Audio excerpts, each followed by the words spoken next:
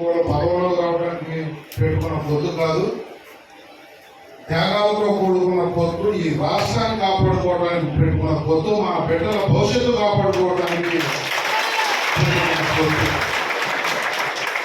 అంతే తప్ప ఎవరికో ఒక వ్యక్తికి అన్యాయం జరిగిందో, ఒక వ్యక్తికి రాలేదో అనే అపోహ అక్కర్లా.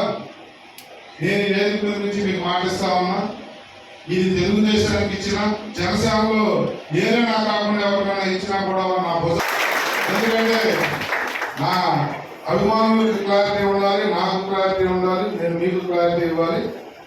పవిత్రమైన ఈ పొత్తు ఏమిటి అంటే 175 సీట్లు జనసేన తెలుగుదేశం పొత్తులో గెలిచి ఈ రాష్ట్రాన్ని కవర్ చేసుకోవడం పొత్తు. ఈ కూడా పదవులో రావడానికి పెట్టుకున్న పొత్తు కాదు, త్యాగాలతో కూడుకున్న పొత్తు. ఈ రాష్ట్రాన్ని కాపాడుకోవడానికి పెట్టుకున్న పొత్తు, మా బిడ్డల భవిష్యత్తు కాపాడుకోవడానికి పెట్టుకున్న పొత్తు.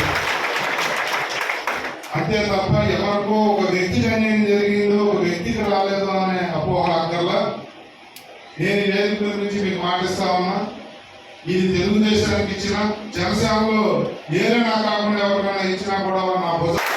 ఎందుకంటే నా అభిమానులకు క్లారిటీ ఉండాలి, నాకు క్లారిటీ ఉండాలి, నేను మీకు క్లారిటీ ఇవ్వాలి.